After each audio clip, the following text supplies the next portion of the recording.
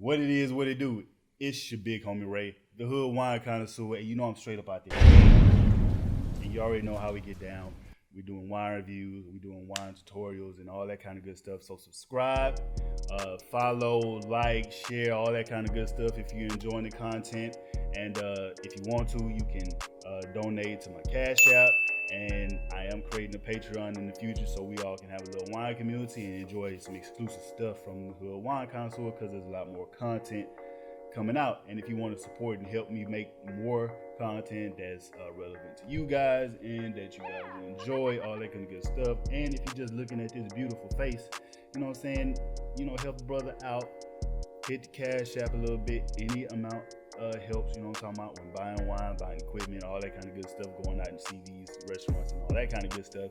Anything helps. So if you enjoy the content, subscribe to YouTube, follow on Instagram, Facebook, all that kind of good stuff.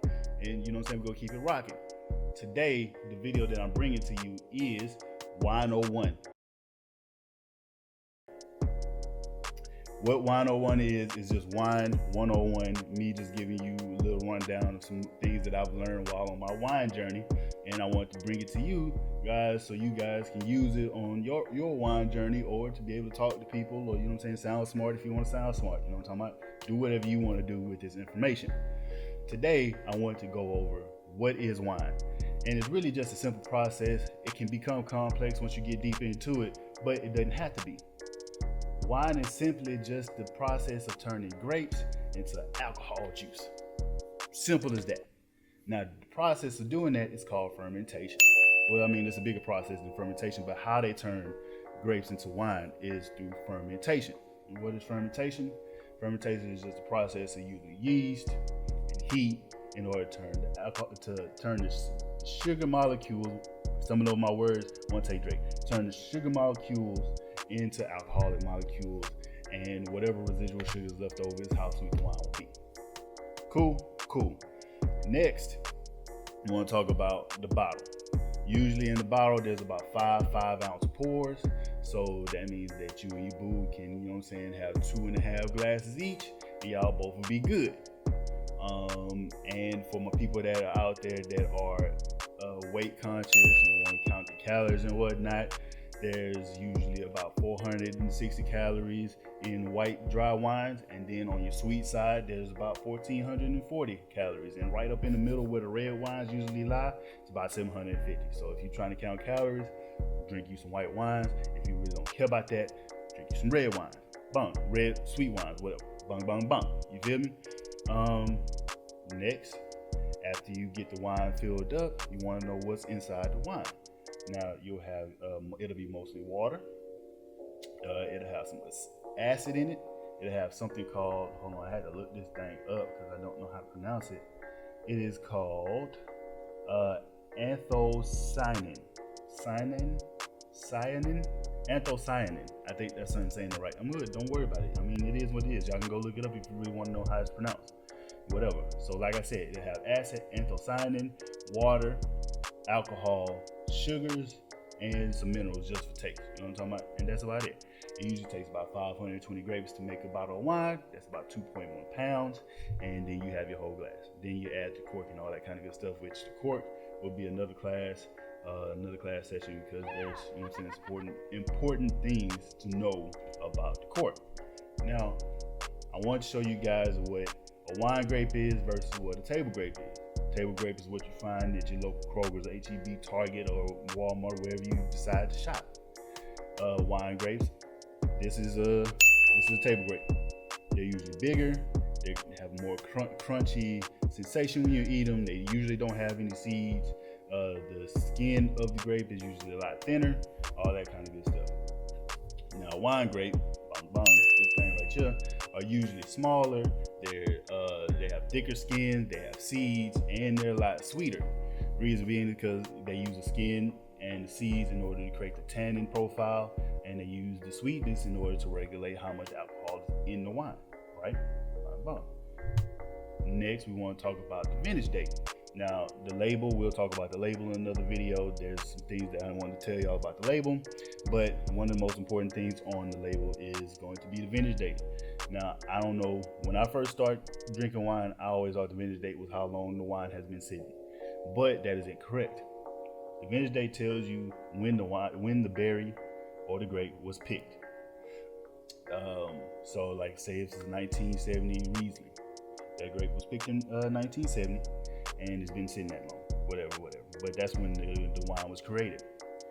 And usually the harvest season for grapes, they only pick it one time a year, and usually in the northern hemisphere is from August to September, and the southern hemisphere, so you got your Brazil, Cuba, Africa, Australia, all those places. Southern hemisphere, they usually pick it from February to April. So that's the vintage date. A non-vintage date is usually a blend. A blend is comprised of two or more varietals mixed in together. And usually they do that so they can get some special taste profiles, collect profiles of one grape and the other, get the taste of one grape and two or more grapes and put them together, try to get something that tastes real good. Next you have your single varietal grapes, which we'll have another class on. Single varietal means that there is 75% or more of that particular grape used in the bottle of wine. Now they have to regulate this because some people will put a bunch of grapes. People trying to cut corners and not put the right amount of that and call it a Sauvignon Blanc, especially for Cabernets. Cabernets were really popular, and if your vineyard didn't grow a lot of Cabernet grapes, you can push it out and just say it's a Cabernet, and people will be like, oh snap, this is Cabernet, but it's not really Cabernet. They want to maintain the sophisticatedness of the wines or whatnot. So usually in the US, Chile, South Africa, Australia, and Greece, they usually have to have 75% of that single variety in that bottle of wine in order to call it a single variety wine. In Argentina, it's 80%. In Italy, France, Germany, Australia, Portugal, Spain, and New Zealand, it has to be 85%. So if they have a Cabernet and they call it the Cabernet, it has to be 85%. It has to meet that percentage in order for it to call Cabernet and whatnot. Blends don't have to go through that process because they're mixing varietals. So the next thing that we're going to go over is the taste of wine. Now, usually when professionals are speaking about wines, they're telling you about the wine profile. What the wine profiles is just the 5 things that you look for in a wine to really describe it. I think it's 5. Let me see, 1, 2, 3, 4, 5. Yeah, I was right, 5. So you have your alcohol level, you have your sweetness, you have your acidity, and then you have your tannin and your aroma compound. Now, acidity is where the beverage lies on the acidic or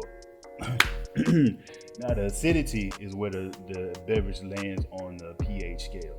So how acidic it is, it can go from peach to lemon, whatever you want to call it, or lime, whatever.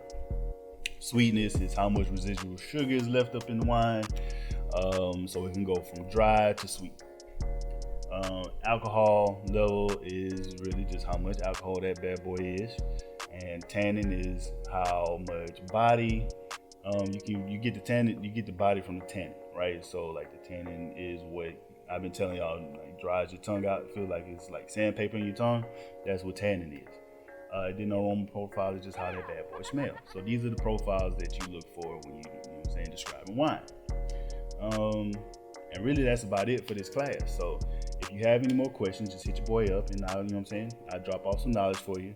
There'll be more classes, usually every Tuesday. Every Tuesday I'll drop a wine 01, and then on Wednesday I'll drop a wine review. And we'll keep it rocking like that. I'm gonna try to drop some wine vlogs on Fridays, or I'm gonna do a wine vlog on Friday and drop it Saturday, or I might just drop it the next following Friday. I don't know. We'll see how it goes. But with that being said, I want to thank you guys for joining me for this episode. Like I said before, if you want to donate, I'll drop the link to the Cash App. If you want to see more of the content, like, share, subscribe, follow, comment, and let your boy know that he's doing something good for the culture. So this has been your big homie Ray. This has been Wine 01, and I'm out.